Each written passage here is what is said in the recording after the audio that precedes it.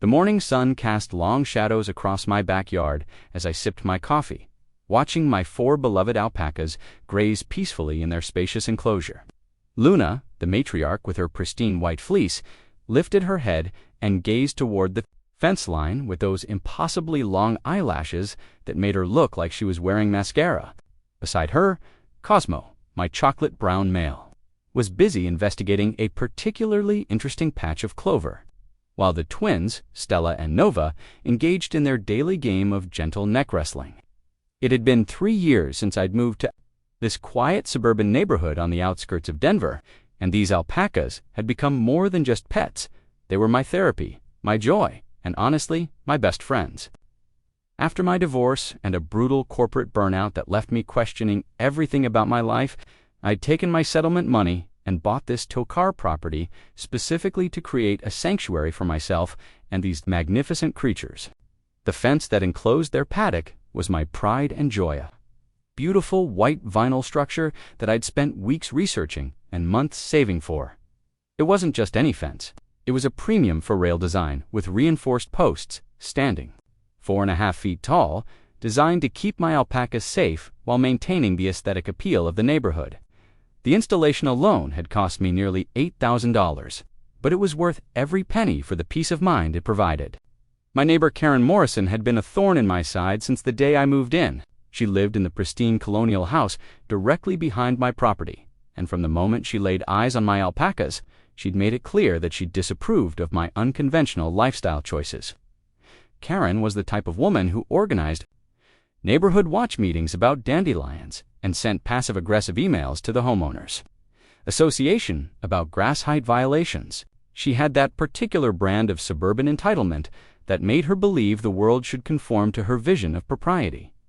The trouble started small, as these things often do. First, there were the complaints about the farm animals in a residential area, despite my having secured all the necessary permits and zoning approvals. Then came the noise complaints about alpacas that were quieter than most people's dogs. Karen had even gone so far as to measure the height of my fence with a tape measure, hoping to find some violation of HOA regulations. When that failed, she'd resorted to taking photos of my alpacas and posting them on the neighborhood Facebook group with captions like, "Is this really what we want our property values to become?" But Karen's latest obsession was the walking path that ran along the back of our properties.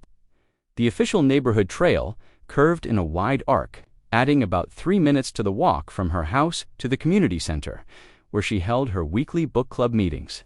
3 minutes that Karen apparently considered an egregious waste of her valuable time. She'd mentioned multiple times, in increasingly not-so-subtle ways, how convenient it would be if there were a more direct route. "You know," she'd said just last week, appearing at my front door with a plate of store-bought cookies as a peace offering, "your fence really does create quite a bottleneck for the walking path. Have you ever considered maybe creating a little gate, just for neighbors to pass through? It would be so much more community-friendly."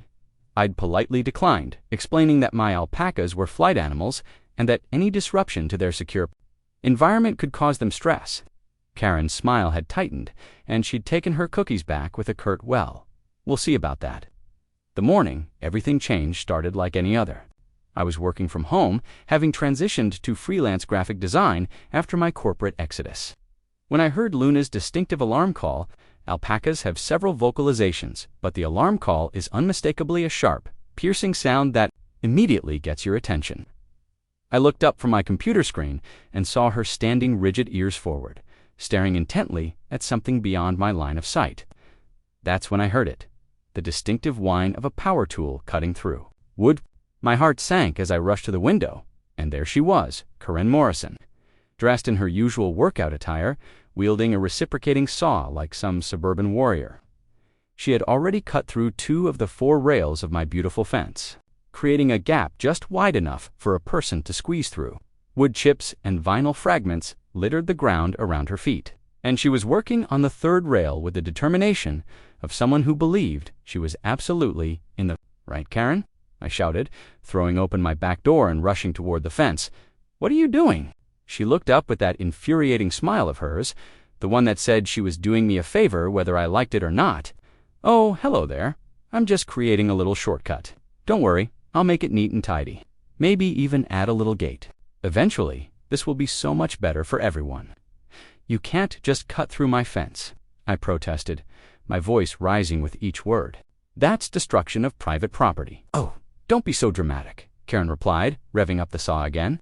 It's just a fence. Besides, this creates better flow for the walking path. The HOA will probably thank me for improving neighborhood accessibility. That's when I noticed my alpacas had all converged near the fence, drawn by the commotion.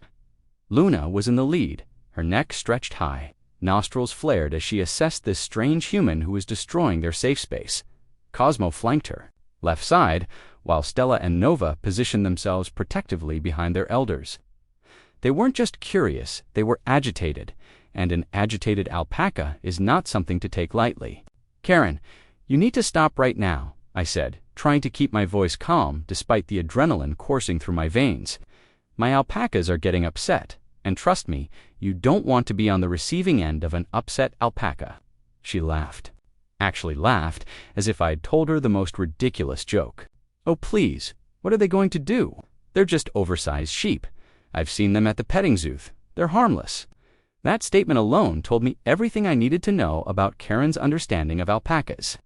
Yes, they're generally gentle creatures, but they have their limits, and they have some very effective ways of expressing their displeasure when those limits are crossed. The most famous of these, of course, is spitting, but Karen clearly had no idea what she was about to encounter. Karen, I'm serious, I pleaded, pulling out my phone to call the police. You need to stop cutting my fence and step away from my animals. But she was already pushing through the gap she'd created, saw still in hand, completely oblivious to the fact that she was now in the personal space of 4 increasingly agitated South American camelids. She had this triumphant look on her face, as if she'd just solved world hunger by creating her precious shortcut. See, she called back to me, standing in the middle of my alpaca paddock like she owned the place. This is perfect. I can cut straight through here every morning on my way to book club. It'll save me at least 5 minutes each way. Why didn't we think of this sooner? Luna stepped forward, her ears pinned back against her head, a clear warning, sign that anyone with even basic alpaca knowledge would recognize. Her tail was raised, another danger signal, and she was making a low rumbling sound in her throat that meant she was preparing to do something that Karen was definitely not going to enjoy. Karen, please, I said one more time, finger hovering over the call button on my phone. You need to leave their space immediately. They're giving you every warning sign they can, and if you don't listen, for heaven's sake, Karen interrupted, actually reaching out to pat Luna on the head as if she were a golden retriever. They're just farm animals. They need to learn to share their space with the community. After all, we're all neighbors here. That's when Luna let her have it. The sound of an alpaca spitting is unlike anything else in the animal kingdom. It's not the gentle to you might imagine, but rather a powerful, wet, explosive sound that comes from deep in their 3-chambered stomach. The projectile that follows is a chunky green mixture of partially digested grass, saliva, and stomach. Acid that has the consistency of cottage cheese and the aroma of a compost pile on a hot summer day. Luna's aim was perfect. The projectile hit Karen square in the face, covering her from forehead to chin in a thick layer of alpaca digestive material. Karen stumbled backward, dropping her saw, sputtering and gagging as the reality of what had just happened sank in. But Luna wasn't finished. In the alpaca world, when one member of the herd takes action, the others often follow suit. Cosmo stepped up next, adding his own contribution to Karen's already sodden face. Then Stella joined in, and finally Nova, the youngest but certainly not the least enthusiastic about defending her territory. Within the span of 30 seconds, Karen Morrison had been thoroughly baptized in alpaca spit by all 4 of my protective animals. She stood there, dripping and stunned, looking like she'd been dunked in a swamp. The smell was overwhelming, a combination of fermented grass, stomach acid, and barnyard that seemed to hang in the air like a visible cloud. "Oh my God!" she gasped, wiping at her face with trembling hands. They spit on me. They actually spit on me.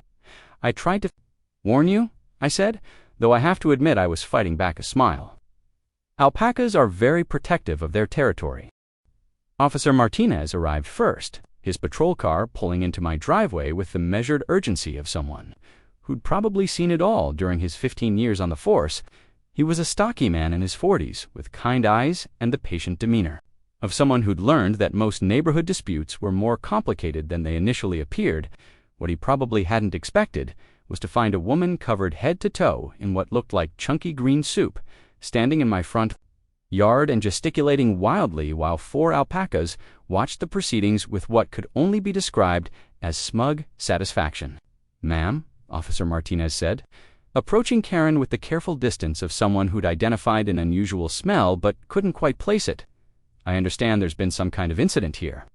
Karen whirled around, her face a mask of indignation beneath the layer of alpaca digestive material. "Officer, thank goodness you're here. I've been assaulted by those creatures." She pointed dramatically toward my alpacas, who were now lined up along the fence like spectators at a sporting event. "I demand they be removed immediately. They're clearly dangerous." Then, at the gaping hole in my fence, where she'd obviously been wielding power tools, his expression suggested he was rapidly reassessing his initial assumptions about who might be the victim in this situation. "Before we get to that," he said diplomatically, "can you tell me about this damage to the fence, and perhaps explain why you appear to be covered in He paused, clearly struggling to find a polite way to describe Karen's current state. "Alpaca spit," I supplied helpfully from where I stood near my back door. "It's alpaca spit, mixed with partially digested grass and stomach acid. They're very accurate when they feel threatened." Officer Martinez's eyebrows rose slightly. "And you are, Sarah Mitchell?" "I own this property and these alpacas. I called you because Ms. Morrison here decided to cut through my fence without permission to create a shortcut for her morning walks," Karen sputtered, sending a few flecks of alpaca spit flying. "It's not like that. I was improving the neighborhood walkability, Sarah's, being completely unreasonable about sharing her space." "Ma'am," Officer Martinez said, his voice taking on the tone of someone who'd just identified the real problem. "Did you or did you not cut through this fence with a power tool?" "Well, yes, but without the property owner's permission."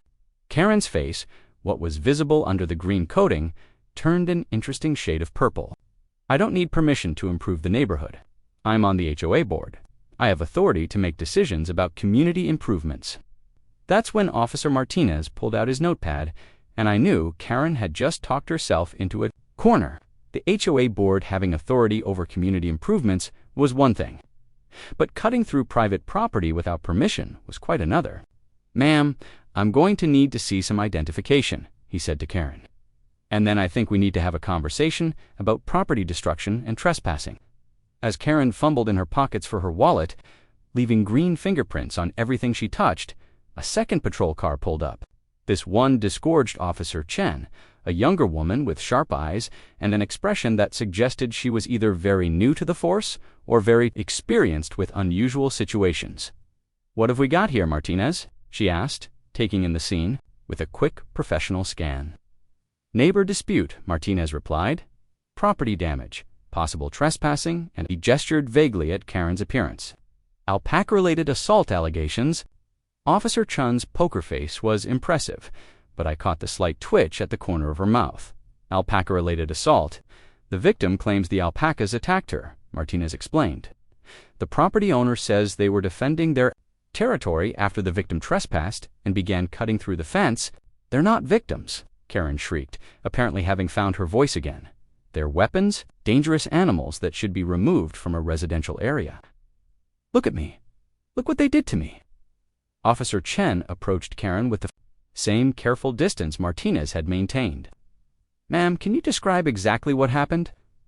Karen launched into a dramatic recounting of events that bore little resemblance to reality. According to her version, she'd been peacefully improving the neighborhood when 4 vicious alpacas had launched an unprovoked attack, spitting toxic waste at her face and traumatizing her for life. She demanded that the animals be quarantined, that I be arrested for harboring dangerous creatures, and that the city pay for her medical bills and trauma counseling.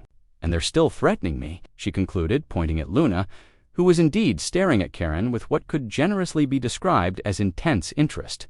"Look at that one. She's planning her next attack." Luna, as if understanding that she was being discussed, lifted her head regally and made a soft humming sound that was actually a sign of contentment, but probably sounded ominous to Karen's ears. Officer Chen turned to me. "Ma'am, can you give us your version of events?" I provided a calm, factual account of the morning's events. From Karen's previous complaints about the fence, to her unauthorized demolition project, to the alpaca's defensive response.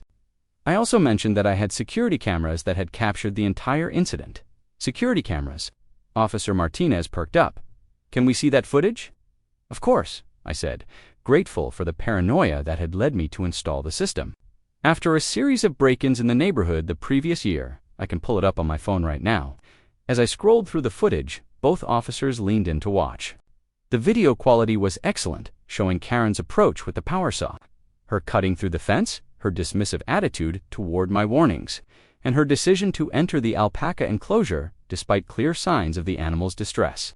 "There," I said, pointing to the screen. "You can see her reach out to pet Luna despite the alpaca clearly showing signs of agitation. Ears back, tail raised, the rumbling sound you can hear on the audio." The officers watched as the spitting incident unfolded in high definition. Karen's shocked stumble backward, the sequential contributions from all 4 alpacas, and her eventual retreat through the gap she'd created in my fence. "Well," Officer Chen said after the video ended, "that's certainly comprehensive evidence." Karen, who had been trying to peer at the phone screen, backed away, as if it were radioactive. "That video doesn't show everything. It doesn't show how they were plotting against me, the way they were looking at me." "Ma'am," Officer Martinez said gently, "the video shows you cutting through a fence, ignoring the property owner's requests to stop, and entering private property without permission.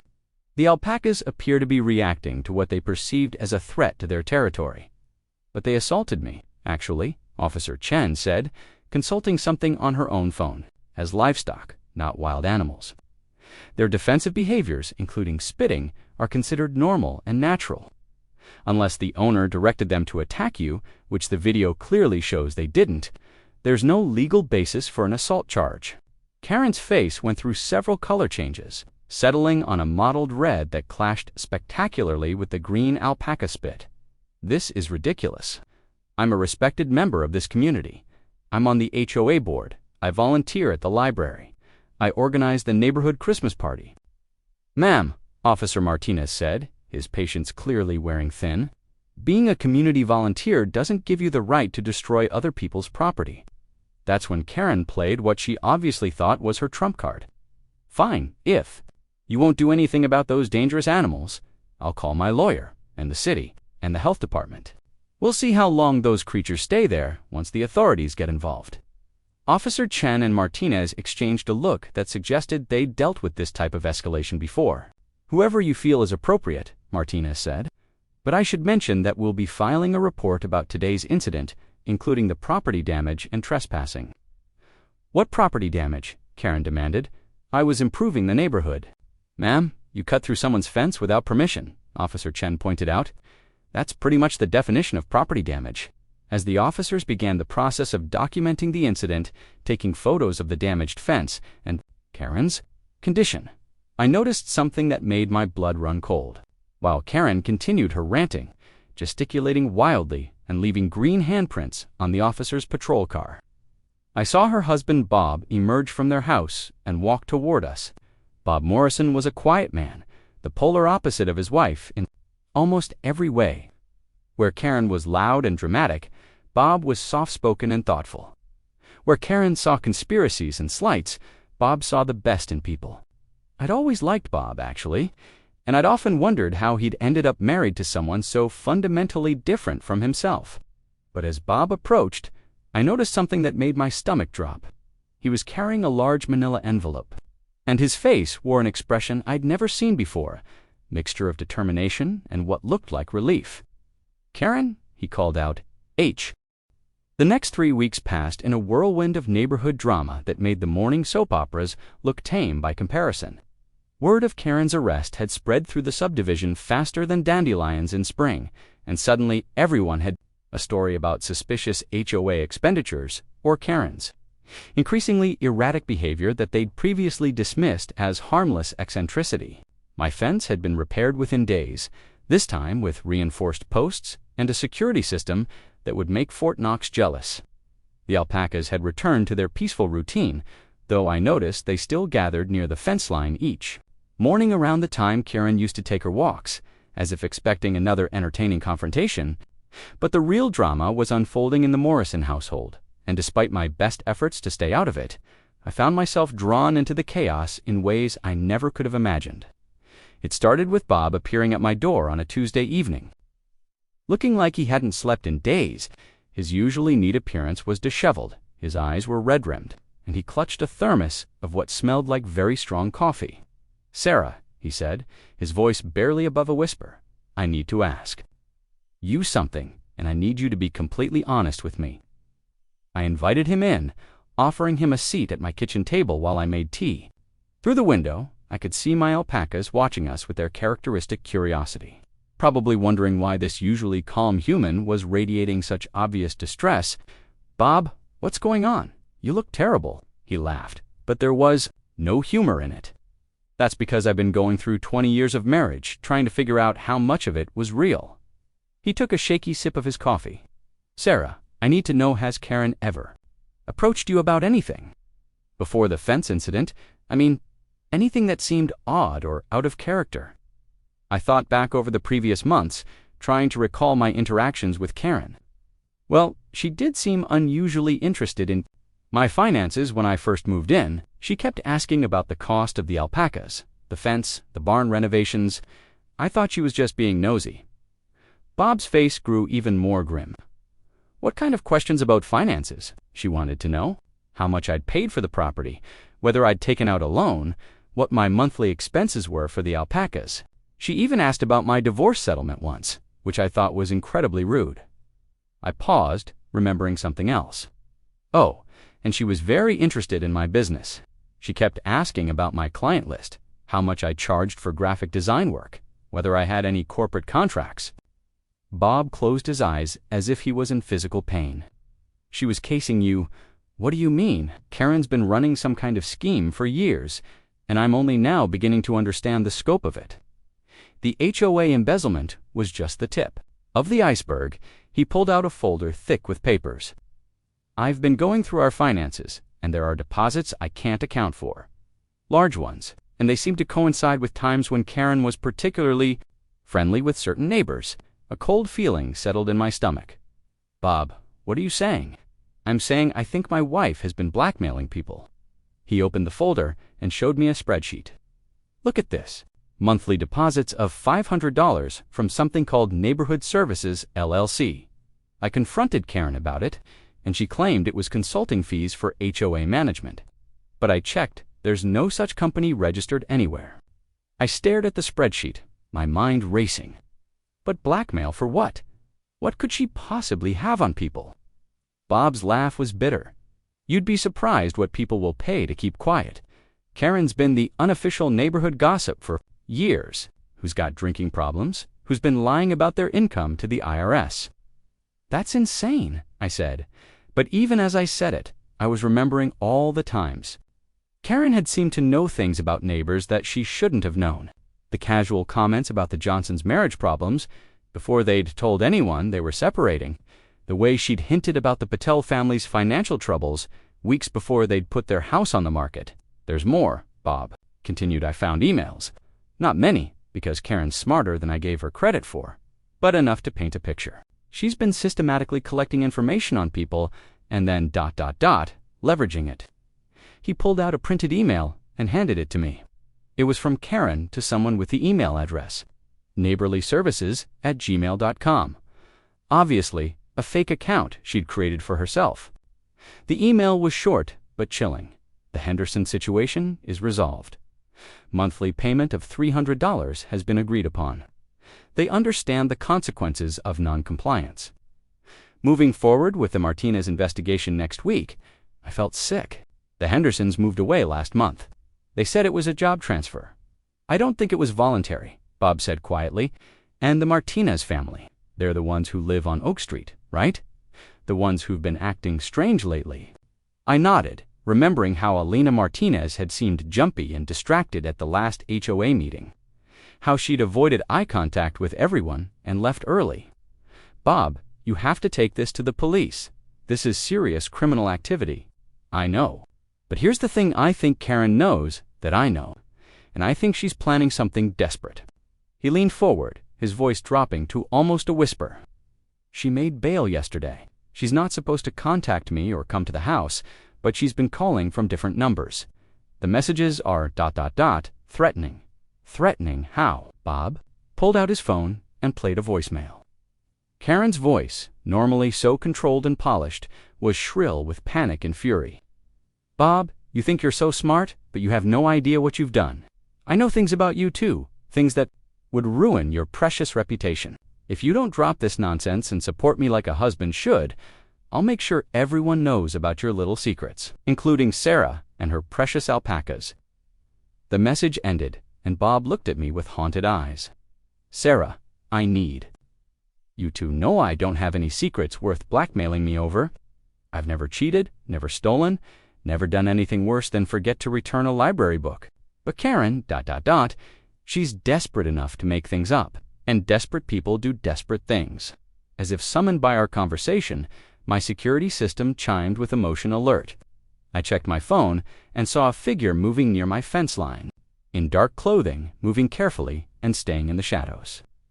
Bob, I said quietly, I think we need to call the police, right now. But before I could reach for my phone, every light in my house went out. The power had been cut.